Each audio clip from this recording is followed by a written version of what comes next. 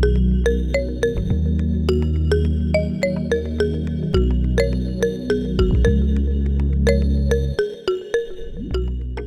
Evening বন্ধুরা, আমি সৈকত কাপল rider ইয়ারিতে নিয়ে চলে এসেছি আরও একটা নতুন ভিডিও। আর এই ভিডিওটা অনেক রিকোয়েস্টেড একটা ভিডিও, লাদাখের ভিডিও। তো লাদাখের ভিডিও বাড়িতে বসে এখানে বসে কি করে বানাবো?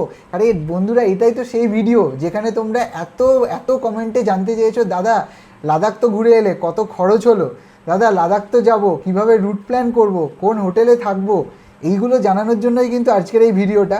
প্রতিটা মিনিট কিন্তু ইনফরমেশনে ভরা থাকবে, তাই একদম স্কিপ করো না, পুরো ভিডিওটা দেখো। যারা লাদাখ যাওয়ার জন্য প্ল্যান করছো 2025 সালে কিংবা পরবর্তীতে, তাদের কিন্তু আমি বলতে পারি এই একটা ভিডিও দেখে তোমাদের পুরো প্ল্যানিং কমপ্লিট করে নিতে পারো। তো চলো আর বেশি ভূমিকা দেবো না, চলে আসি টপিকসে। চলে আসি প্রথম কথায়, যে লাদাখ যাবে কখন। তো best time to visit Ladakh April থেকে অক্টোবর পর্যন্ত যে কোনো সময় লাদাখে যাওয়া যায়। বাকি কিন্তু মাসগুলো যেগুলো শীতের মাস, মানে নভেম্বর, ডিসেম্বর, জানুয়ারি, ফেব্রুয়ারি, মার্চ, এই সময়গুলো কিন্তু লাদাখে যাওয়া যায় না, কারণ এতটাই বেশি বরফ পড়ে, সমস্ত রাস্তাই প্রায় বন্ধ হয়ে যায়। এপ্রিল থেকে অনেকেই যায়, যেমন এপ্রিলের ফার্স্ট উইকে অ্যাপ্রিকট ফেস্টিভ্যাল বলে ওখানে একটা খুব সুন্দর একটা ফেস্টিভ্যাল হয়। কিন্তু প্রবলেম হচ্ছে এপ্রিল মাসে কিংবা মে মাসের প্রথম দিকটাতেও সব রাস্তা কিন্তু খোলা থাকে না। যেরকম জোজিলা পাস যেটা আছে, তারপর লে মানালি হাইওয়ে যেটা মেন হাইওয়ে লাদাখ পৌঁছানোর, সেটাই কিন্তু বন্ধ থাকে বরফের জন্য। তার জন্য কিন্তু তোমরা যদি প্ল্যান করো আর ভাবো যে কোনো রকম প্রবলেমের মধ্যে পড়তে চাও না, তাহলে সেফ হবে তোমরা মের সেকেন্ড উইকের পর থেকে প্ল্যান করো।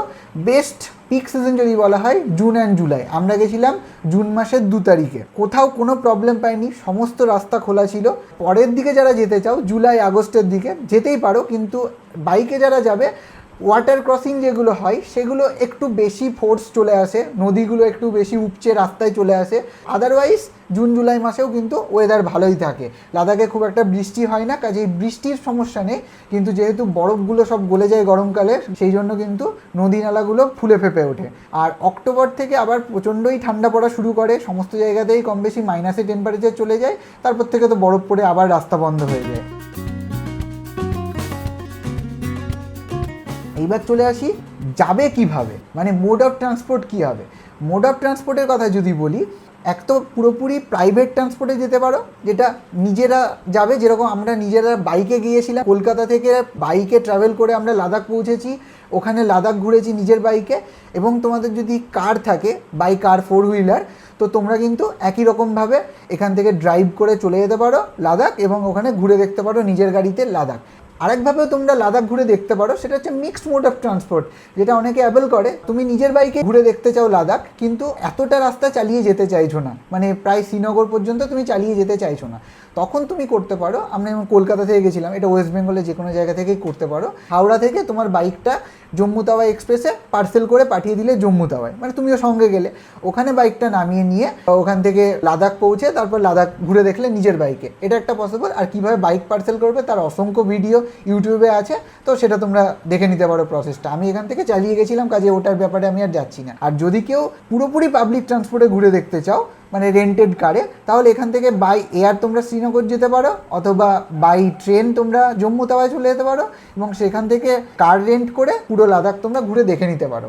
এটা গেল হচ্ছে যদি তোমরা পুরো পাবলিক ট্রান্সপোর্টে যেতে চাও। বাইকে লাদাখ একবার ঘোরাটা once in a lifetime experience. তো তোমরা যদি সেটা চাও, আর তোমার নিজের বাইক না থাকে, বা এখান থেকে পার্সেল করে পাঠাতে পারছো না, কিংবা নিজেও চালিয়ে যেতে পারছো না, তাহলে কিন্তু তোমরা ট্রেনে বা বাই এয়ার যেভাবেই হোক শ্রীনগর পৌঁছে যেতে পারো। এবং শ্রীনগর থেকে কিন্তু রেন্টে বাইক পাওয়া যায়। মোটামুটি আমি যা খোঁজ নিয়েছিলাম, 1500 থেকে 1800 পার ডে এরকম বাইকের রেন্ট নেই। তার মধ্যে কিন্তু মেনটেনেন্স অ্যান্ড পেট্রোল ইনক্লুডেড না, ওটা নিজের।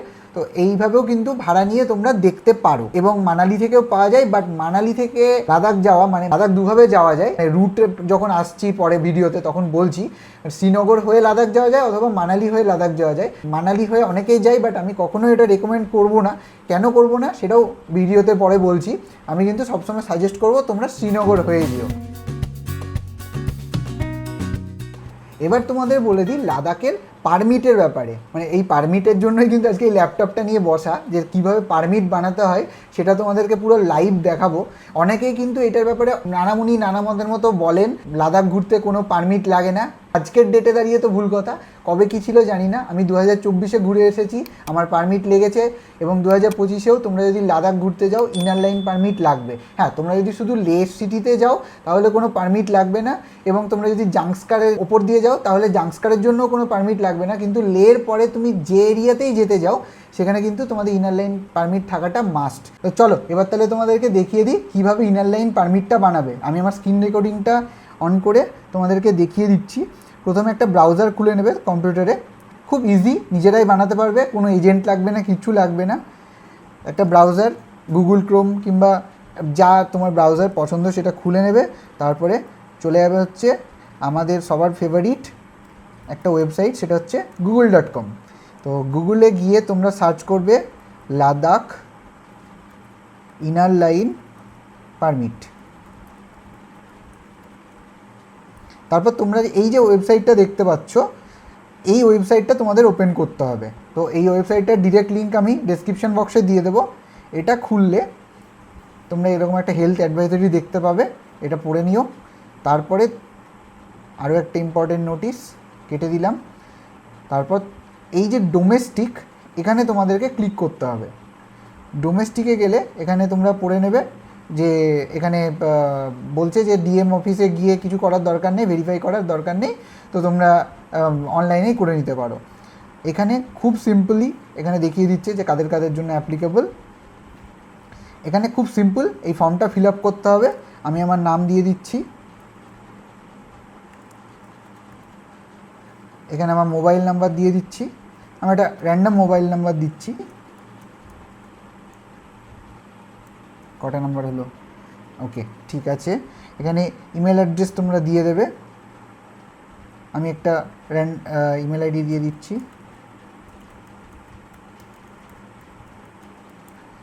এখানে তোমাদের জেন্ডার, আর যদি একের বেশি জন যাও যে কোনো একজনের এখানে ডিটেলস দেবে, পরে ওটা অ্যাড করা যাবে। তারপরে তোমরা এখানে স্টেট সিলেক্ট করে নেবে, এখানে আইডি কার্ড টাইপ সিলেক্ট করে নেবে, Aadhaar card, voter card, driving licence অথবা অন্য কিছু। এখানে নাম্বারটা দিয়ে দেবে, আমি একটা র্যান্ডম নাম্বার দিয়ে দিচ্ছি, এখানে তোমরা আধার কার্ডের নাম্বারটা দিয়ে দেবে। তারপরে এখানে পার্মানেন্ট অ্যাড্রেসটা দিয়ে দেবে, অ্যাড্রেসটা পুরো নিজেদের প্রপারলি অ্যাড্রেসটা দেবে। এই যে পেমেন্ট থ্রু, এখানে তোমরা ডিরেক্ট করে দেবে, এবং তোমরা অনলাইনে কিন্তু ইজিলি এটা পেমেন্ট করে দিতে পারবে। এইখানে কিন্তু খেয়াল রাখবে ডেট অফ বিগিন জার্নি, এইখানে কিন্তু তোমরা লেতে গিয়ে কিন্তু 48 ঘন্টা থাকাটা মাস্ট। তোমরা লে সিটি থেকে যেদিন বেরিয়ে যেতে চাইছো, মানে আরও ইন্টেরিয়ার পার্টের দিকে, তোমরা কিন্তু ঠিক তার 2 দিন আগে ডেটটা সিলেক্ট করবে, অথবা কোনো যদি কনফিউশন হয় যেদিন লেতে পৌঁছাচ্ছ সেদিনের ডেটটা সিলেক্ট করে নেবে। তো আমি এখানে ধরে নিচ্ছি যে কেউ 4 তারিখে লে সিটি পার করে যেতে চাইছে, তো তার জন্য আমি 2 তারিখ সিলেক্ট করলাম। এখানে একটা ক্যাপচা আছে, এটাকে I am not robot select করে দিলাম।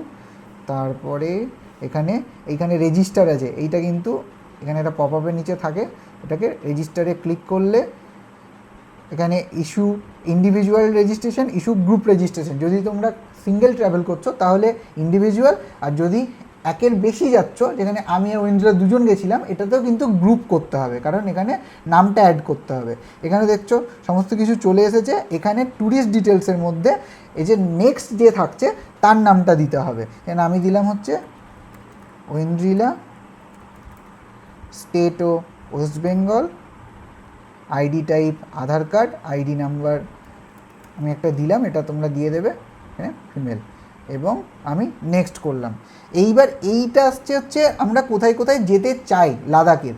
আমি বলবো তোমরা যা এখানে আছে রুট প্ল্যান যাই করো সব কিছু সিলেক্ট করে নেবে, কারণ এখানে কিন্তু কোনো এরিয়া স্পেসিফিক কোনো কস্টের ব্যাপার নেই। কদিন তোমরা থাকছো তার উপরে পুরো কস্টিংটা হয়। তো কাজেই বেস্ট হচ্ছে এখানে সমস্ত যতগুলো জায়গা আছে সমস্তগুলো এরকমভাবে সিলেক্ট করে নেবে, তারপর নেক্সট পেজে চলে যাবে।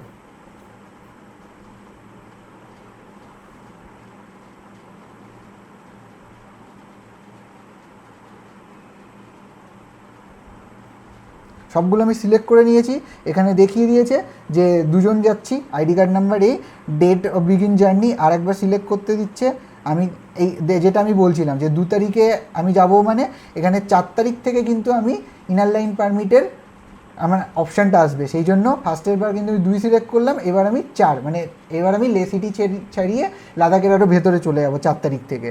আর ডেট অফ ডিপারচার, তো আমি কত দিনের জন্য পারমিটটা বানাচ্ছি, তো 4 তারিখ থেকে ধরো তোমাদের 2 সপ্তাহের জন্য তোমরা পারমিটটা বানাচ্ছ, তাহলে আমি এখানে সিলেক্ট করলাম 18 তারিখ পর্যন্ত। এবার এই যে 4 তারিখ থেকে 18 তারিখ পর্যন্ত এইটার কিন্তু তোমাদের পুরো যা হবে সেটার কস্টটা পড়বে। এইখানে একটা রেড ক্রসের ফিজ আছে 50 টাকা পার পারসন, এটা তোমরা করতেও পারো নাও করতে পারো, এটা হচ্ছে অপশনাল। তো তোমরা যদি করতে চাও ইয়েস সিলেক্ট করো, এখানে আপাতত ইয়েস সিলেক্ট করলাম, তারপর নেক্সট। তারপর এখানে সেলফ ডিক্লারেশন দিতে হবে, এখানে সমস্ত এগুলো পড়ে নেবে, অ্যাকসেপ্ট টিক করে এটা অ্যাকসেপ্ট। এখানে চলে এসেছে, পুরো ডিটেলসটা চলে এসেছে, দেখতে পাচ্ছ এখানে দিয়ে দিয়েছে। ওয়াইল্ড লাইফ ফি হচ্ছে 600 টাকা, এনভায়রনমেন্টাল ফি 800 টাকা, রেড ক্রস ফি দুজনের জন্য 50-50 100 টাকা, টোটাল হচ্ছে 1500 টাকা। এটা 2 সপ্তাহের পারমিট, সেটার জন্য পড়ছে 1500 টাকা। এরকমভাবেই এই কাছে পিঠেই থাকে। আমাদেরও যতদূর মনে পড়ছে 1200-1300 কাছাকাছি পড়েছিল। তো কতদিন থাকছো তার উপরে। এবার এখানে পেমেন্টের কোনো একটা লিঙ্ক সিলেক্ট করে জাস্ট পে নাও করবে, পেমেন্ট হয়ে গেলে তোমরা এখান থেকে পিডিএফটা ডাউনলোড করে নিতে পারবে। তো এই ছিল হচ্ছে লাদাখের ইনার লাইন পারমিট বানানোর প্রসেস। আমি পুরো লাইভ তোমাদেরকে দেখিয়ে দিলাম, ইজিলি তোমরা নিজেরাই করে নিতে পারবে এবং কত কী খরচা পড়বে তার একটা আইডিয়া তুমি পেয়ে গেলে। পারমিট করে নিয়েছো, এইবার অ্যাক্লিমেটাইজেশন, এই যে ব্যাপারটা বললাম এইটা কি সেটা একটু বুঝে নাও ঐন্দ্রিলার কাছ থেকে, কারণ ঐন্দ্রিলা তো মেডিকেল প্রফেশনেই আছে, তো ঐন্দ্রিলা আরও বেটার বোঝাতে পারবে।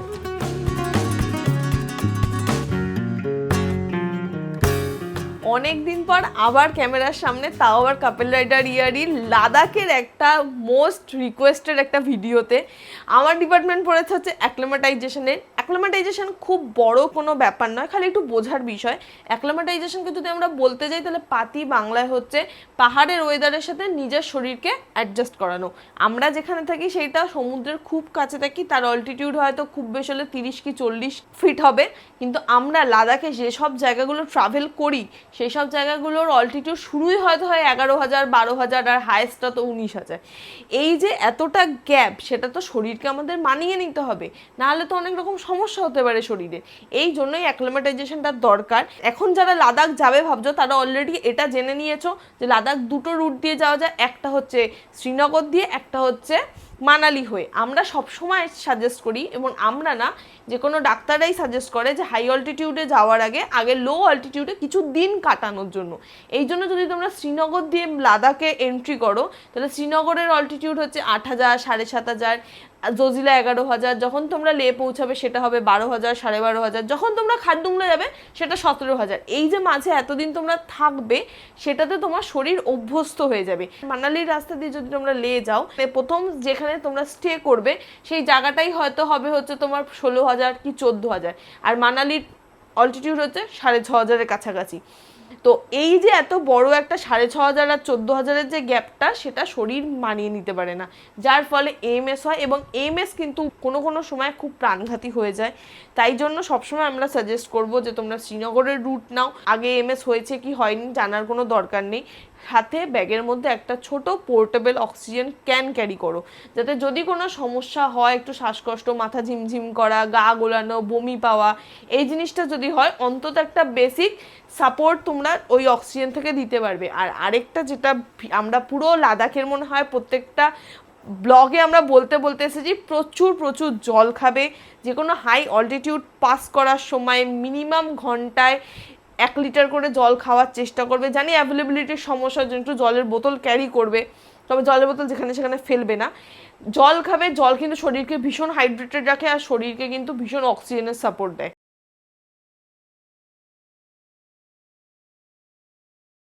তো 2025-এ যারা লাদাখ যাবে আর রুট ম্যাপের তোমাদের দরকার, এইখানে কিন্তু সমস্ত কিছু আছে।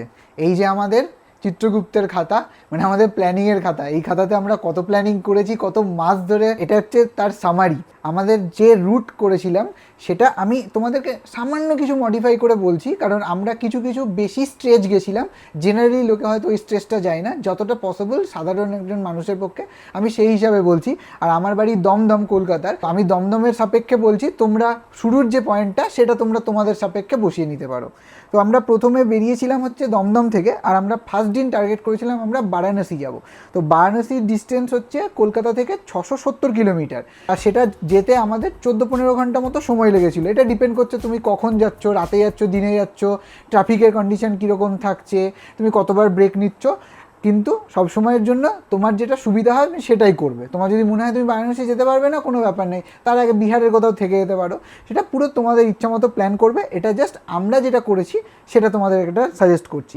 বারাণসী থেকে তোমরা চলে যেতে পারো হচ্ছে নেক্সট গ্রেটার নয়ডা। আমরা গিয়েছিলাম আগ্রা, কিন্তু আমাদের প্ল্যান ছিল আমরা আগ্রা দেখব। তোমরা যদি শুধু লাদাখের প্ল্যান করো তাহলে কিন্তু আগ্রা যাওয়ার কোনো দরকার পড়ে না। তোমরা বারাণসী থেকে একটা ডিসেন্ট ডিস্টেন্স হচ্ছে 764 কিলোমিটার, সমস্ত এক্সপ্রেসওয়ে যেতে মোটামুটি ওই 12-13 ঘন্টা মতো সময় লাগবে। তোমরা আরামসে গ্রেটার নয়ডা গিয়ে থাকতে পারো। আর গ্রেটার নয়ডা গিয়ে সেম রেস্ট নেবে, হোটেলে থাকবে, তারপরে নেক্সট দিন বেরিয়ে যাবে পাঠানকোটের জন্য। পাঠানকোটের ডিস্টেন্স হচ্ছে গ্রেটার নয়ডা থেকে 544 কিলোমিটার, ওটাও যেতে 11-12 ঘন্টা মতো সময় লাগবে। যেরকম স্পিডে যাবে, যতবার দাঁড়াবে, এসবের উপর ডিপেন্ড করছে। পাঠানকোট থেকে তোমরা চলে যাবে হচ্ছে একদম শ্রীনগর। শ্রীনগরের ডিস্টেন্স পাঠানকোট থেকে খুব একটা বেশি না, 310 কিলোমিটার, কিন্তু সময় কিন্তু লাগবে 7 থেকে 8 ঘন্টা কিংবা তারও বেশি। কারণ রাস্তা বেশ কিছু জায়গায় বেশ খারাপ, এবং পাহাড়ি রাস্তা, প্রচণ্ড কনজেস্টেড, মানে প্রচণ্ড ট্রাফিক জ্যাম থাকে। কিন্তু তোমরা যখন কাশ্মীর পৌঁছাবে, ঠান্ডা ঠান্ডা পাহাড়ের হাওয়ার গায়ে লাগবে, তখন কিন্তু দারুণ একটা ফিলিংস হবে। তো শ্রীনগর গিয়ে ডেফিনেটলি তোমরা থাকবে, একটা দিন তো নিশ্চয়ই শ্রীনগরে স্পেন্ড করবে। তারপরে শ্রীনগরের লোকাল জায়গাগুলো যদি দেখার হয় তাহলে দেখতে পারো। আর যদি কাশ্মীর ঘোরার প্ল্যান থাকে তাহলে কিন্তু 2 দিন মোটামুটি হাতে রাখতেই হবে। আমরা যেটা রাখিনি, আমরা একদিনই রেখেছিলাম। লোকাল মার্কেট, ডাল লেক, এগুলো ঘুরে দেখে পরদিন বেরিয়ে গেছিলাম আমরা হচ্ছে কার্গিলের জন্য। শ্রীনগর থেকে কার্গিলের ডিস্টেন্স হচ্ছে 215 কিলোমিটার, যেটা যেতে মোটামুটি 8-9 ঘন্টা মতো সময় লাগবে। কিন্তু মাঝে কিন্তু বেশ কিছু দেখার জায়গা আছে, যেরকম জজিলা পাস আছে, তারপরে দ্রাস আছে, কার্গিল ওয়ার মেমোরিয়াল আছে। তো লাঞ্চ করতে পারো দ্রাসে। ওই কোথায় কোথায় দাঁড়িয়েছিলাম এগুলো পুরো ব্লগে আছে, সেগুলো আর ডিটেলে বলছি না, তাহলে অনেক বেশি বড় হয়ে যাবে ভিডিওটা। তো দেখতে দেখতে তোমরা পৌঁছে যাবে হচ্ছে কার্গিল। কার্গিলে একটা রাত থাকলে সেখান থেকে তোমরা যদি জাংস্কার ভ্যালি যেতে চাও তাহলে কিন্তু তোমাদের চলে যেতে হবে হচ্ছে পাদুমের দিকে। আমরা কার্গিলে না থেকে ছিলাম পানিঘাটে, যারা ভিডিও দেখেছো তারা জানো। আর যদি জাংস্কার না করো তাহলে কিন্তু কার্গিল থেকে তোমরা সোজা চলে যাবে লের দিকে। তো জাংস্কার ভ্যালি তো সবাই যায় না, মানে খুব বেশি অ্যাডভেঞ্চার প্রিয় লোকরা যায়। যারা জাংস্কার যেতে চাও তারা ভিডিওটা দেখে নিও। আমি লে যাবে ধরে নিচ্ছি। কার্গিল থেকে তোমরা সোজা চলে যাবে লের ডিস্টেন্স 215 কিলোমিটার। 8 থেকে 9 ঘন্টা সময় লাগবে, তার থেকে একটু বেশিও লাগতে পারে। কিন্তু রাস্তায় অনেক অনেক দেখার জায়গা আছে, যেগুলো তোমরা দেখতে দেখতে যাবে, তোমাদের ভালো লাগবে। যখন তোমরা লে শ্রীনগর হাইওয়ে দিয়ে যাবে, অসাধারণ একটা অভিজ্ঞতা ওটা, মানে দারুণ। আমার এখন ভাবছি আর জাস্ট ওইগুলো পিকচারাইজ করছি মনে। চলো, লে তো পৌঁছে গেলে ডেফিনেটলি লে ঘুরবে। লে ঘোরার জন্য কিন্তু 2 দিন অবশ্যই রাখবে, এবং গভর্নমেন্টের থেকেও আমি আগেই বললাম এটা ম্যান্ডেটরি লেতে 2 দিন কাটানো। কারণ লের যে অল্টিটিউড, লের অল্টিটিউড হচ্ছে 11,500 ফিট। তো ওই অল্টিটিউডে তোমরা 2 দিন থাকলে মোটামুটি শরীর একটা ভালো মানিয়ে নেওয়ার সুযোগ পায়। তার সাথে লেতে দেখার প্রচুর জায়গা আছে, লিস্টগুলো আমি স্ক্রিনে দিয়ে দিচ্ছি, তোমাদের নোট ডাউন করতে সুবিধা হবে। এরকমভাবে কিন্তু কোনো ভিডিওতে দেয় না, আমি কিন্তু সমস্তটা দিয়ে দিচ্ছি যাতে তোমাদের পুরো হেল্প হয়। লে এসে 2 দিন ঘোরা কমপ্লিট। লেতে কোথায় কোথায় ঘুরবে সেটাও ঘুরে নিয়েছো। এবার তো লে থেকে কোনো না কোনো দিকে একটা যেতে হবে। 2 দিকে যাওয়া যায়, একটা হচ্ছে নুব্রা ভ্যালির দিকে, একটা হচ্ছে প্যাংগং লেকের দিকে। আমরা দুজনে সিলেক্ট করেছিলাম আগে নুব্রা ভ্যালির দিকটা কমপ্লিট করব। নুব্রা ভ্যালির আবার 2টো পার্ট হয়, ওয়াইয়ের মতো বেঁকে যায়।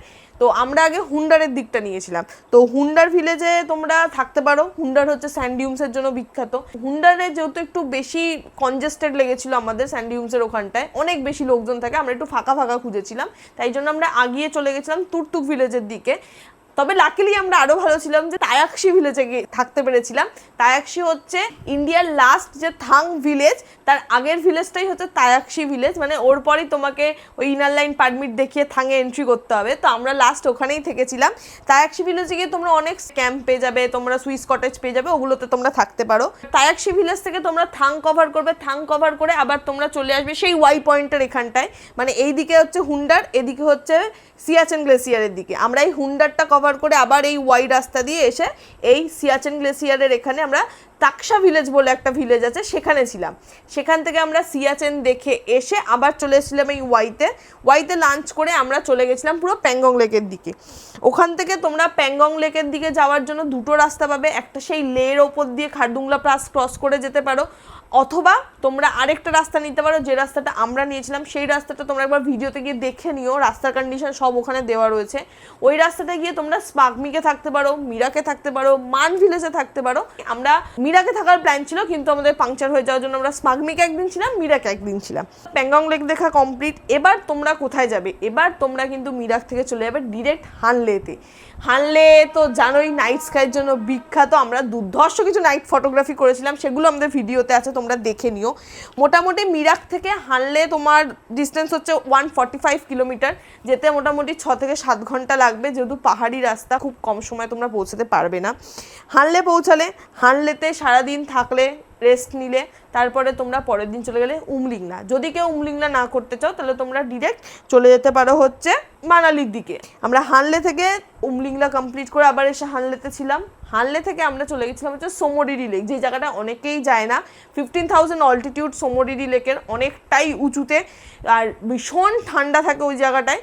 তো তোমরা কভার করতে পারো, খুব সুন্দর জায়গা, খুব ভালো লাগবে। হানলে থেকে সোমোরিরি যেতে মোটামুটি আমাদের 8 থেকে 9 ঘন্টা সময় লেগেছিলো। 150 কিলোমিটার রাস্তা ভালো মন্দ ওভারঅল তৈরিও হচ্ছিলো কিছু কিছু জায়গায় রাস্তা।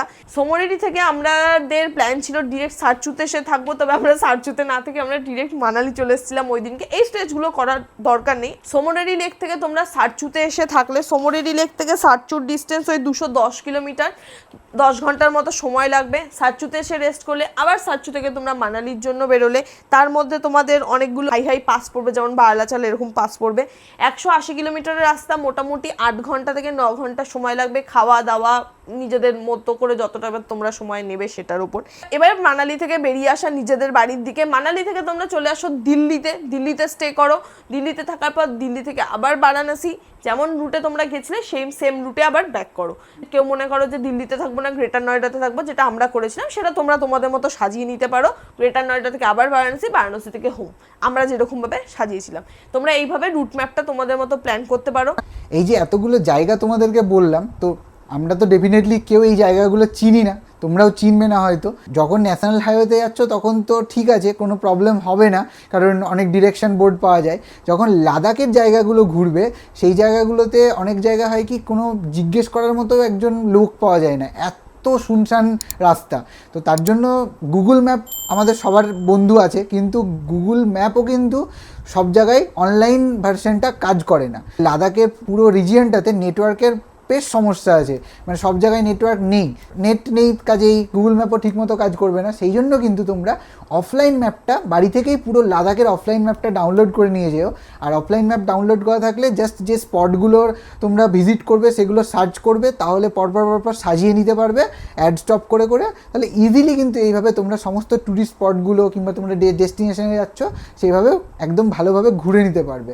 আর তোমরা যদি নিজেরা রিসার্চ করতে চাও, তোমার নিজের ইচ্ছা মতো রুট বানাতে চাও, তাহলে কিন্তু এই যে একটা ম্যাপের বই আছে, এই যে trekking and road map of Ladakh বলে, তো এই যে ম্যাপটা, এই ম্যাপটার সাজেশন কিন্তু আমি পেয়েছিলাম বৈদিক চ্যাটার্জির থেকে। এই একটা বিশাল ম্যাপ, এটা ভাঁজ করা আছে, এটা খুললে দেখতে পাবে যে পুরো এই যে লাদাখের পুরো রিজিয়নটা, এটা অনেক পুরনো ম্যাপ, এটা এখন অনেক চেঞ্জ হয়েছে, মানে অনেক জায়গা আছে যেগুলো রাস্তা দেখানো নেই, এখন সেগুলো রাস্তা হয়ে গেছে। কিন্তু স্টিল যদি তোমরা ম্যাপ স্টাডি করতে পারো, ট্যুরটা আমি বলতে পারি অনেক বেশি এনজয়েবল হবে, মানে অনেক বেশি এনগেজিং হবে। তোমরা বুঝতে পারবে হ্যাঁ ঠিক আছে, এই জায়গাগুলো যাচ্ছি। মানে আমাদের কাছে যেরকম লাদাখটা এখন একটা চেনা জায়গা হয়ে গেছে, আমরা 21-22 দিন লাদাখে ঘুরেছি, কিন্তু লাদাখটা আমাদের পুরো মাথার মধ্যে এই ম্যাপটা ছেপে গেছে।